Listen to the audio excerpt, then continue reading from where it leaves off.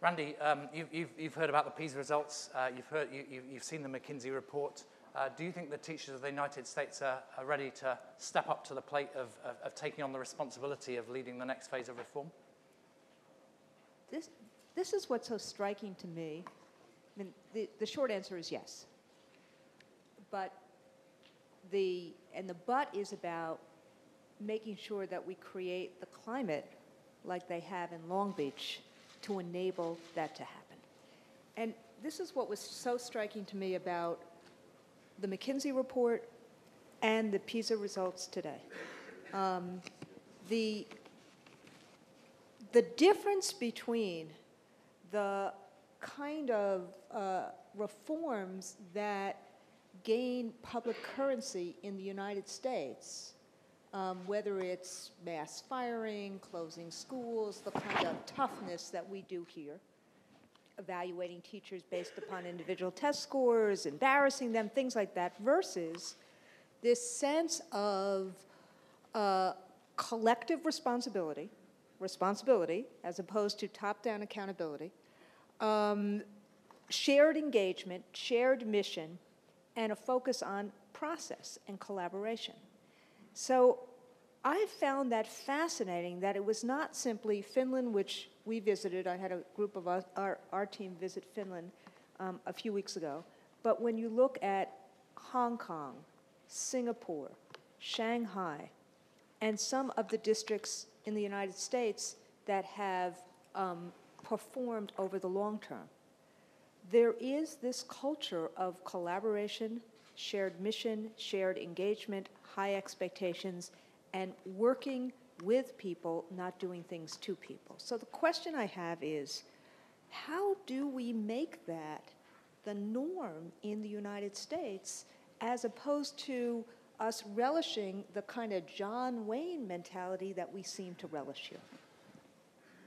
That's a great question that we'll put to the panel. Mona, can I just come to you on this? I mean, if you look at the 4 stages, I mean, this is the context for Randy's question. You do have sort of clear prescription in the early phases, and then and accountability is a strong part of it all the way through, although it fades, not in significance, but as the driver of improvement. How have systems managed that transition that is implied in Randy's question? And then Arnie, I'll come to you. Sure. So systems that are in the port affair, the reason why it is much more of a balance between the support and the accountability is that you have to have a set of educators who know what professionalism is, such that they can expect it of themselves and of each other. That's not the case when you're in the poor systems. I mean, in many of, and by the way, you know, I'm currently living in a region of the world which has very poor performance.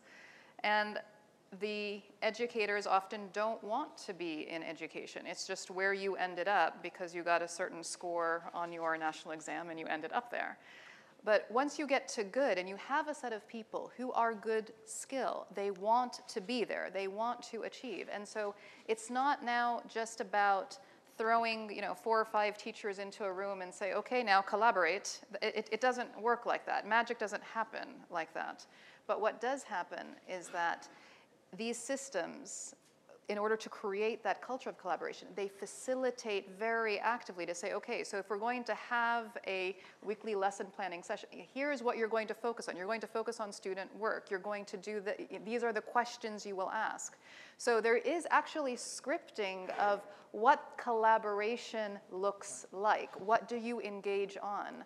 Until it just simply becomes normal. It becomes a thing that everyone does without anyone saying this is what we should do. So as the system reforms, the professional culture shifts, and the phrase you used earlier was making practice public among the professionals. Arnie, do you want to respond to Randy's general point? You know, I think it's a critical one, and I would just say in everything we're doing, starting with Race to the Top, is we only invested in places that we're working together. And be clear, not collaboration for collaboration's sake, not collaboration around the status quo, but collaboration around a very different vision. So at the table is Lillian Lowry, who's a superintendent in Delaware. Delaware is one of 2 states who were the first winners She and her counterpart, the head of the union, Delaware, Diane Donahue, are two just extraordinary profiles in courage. And what they are doing together to move outside their comfort zones and behave in very different ways is extraordinary. We have now a series of, so that's the state level, we have now a series of really innovative teacher contracts at the district level that Randy has had a huge part in helping to shape. And so whether it's Baltimore recently or DC before that or New Haven or Tampa, Florida, there are places where, 65, 75, 85, 90% of teachers are voting for a very different vision of what this profession should be about. Part of our job is, and we're actually going to host a national conference around the labor management agreements in January, is to move these pockets of excellence and to make these a norm. So if we have 8 or 10 breakthrough contracts around the country, why can't we have 50? Why can't we have 100? So these may be the early signs of the professional culture shift that you would aspire to see over the next few years. Yeah, and to use our resources and our bully pulpit and our ability to shine a spotlight on excellence to do a lot more of this and to move very, very rapidly in this area. Excellent. Lillian, since the Secretary mentioned you and you're leading one of the leading Race to the Top states, Lillian Lowry is the Superintendent of Delaware. Do you want to comment on that, and then I'll come to either Deborah or Carl, depending on your question. So I would like to first thank McKinsey, because McKinsey has been a great thought partner with Delaware throughout this entire process, and still is through the work with the EDI, the Education Delivery Institute, with Sir Michael Bobber. The piece that I've always thought was really great, and why Delaware really enjoyed applying for Race to the Top, is that the Secretary's vision about putting into policy protocols and expectations for people to collaborate and move the ball for students at every level was brilliant. And we all know that. We know that before any of us was given 1 cent, we across the country had made some really aggressive moves of looking at our statewide policies and regulations so that we would have the environment in place to implement the change that is needed. So I do thank the Secretary and his staff for that vision and giving us the impetus that we needed to be bold and aggressive and to work collaboratively. One of the things in the piece was about the policy. And so what the policy has done is given us a national conversation, a national vocabulary, and it compelled states to become more engaged, because that is where the most seamless leadership is, based on the governorship or the strategic leader at the state level.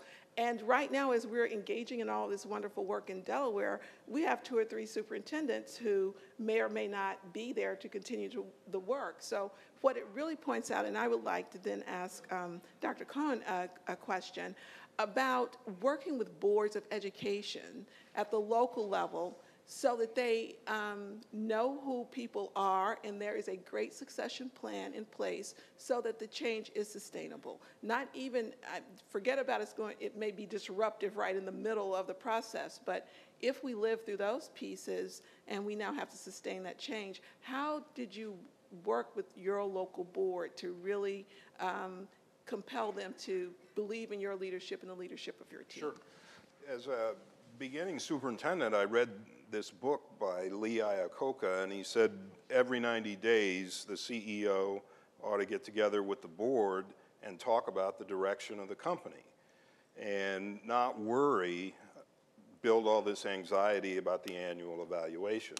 So what we decided to do in Long Beach is have these quarterly workshops where we would get together with the school board 2 days at a time, every 90 days, talk about the direction of the school system.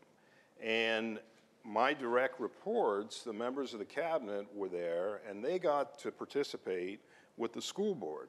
So you had in the room people like Chris Steinhauser, who's the current Long Beach superintendent. You had Randy Ward, who's the current San Diego County superintendent out in California. They were a part of the team. So the school board was actually exposed to the next generation of potential leaders of the school system, and it gave them an opportunity to see that the continuity needed to be maintained by looking for leadership inside of the school system rather than okay, we had Carl Cohn, now let's get someone else who's going to go in a different direction. So this evolution of the process in Long Beach was critical to the success. And I might add, they're doing today much better than I ever did in terms of moving the needle on student achievement.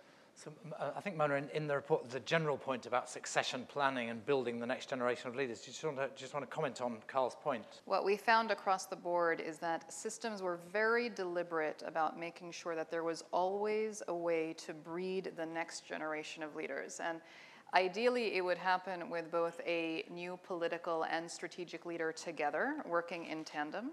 But in some cases where for example, in Armenia, like the ministryship was a revolving door. So literally over a 10-year period, there were 15 ministers of education. So the political leadership was revolving, but the strategic leader was stable for that period. So even if they've not been able to work both the political and the strategic, at least one is an anchor to enable the continuity.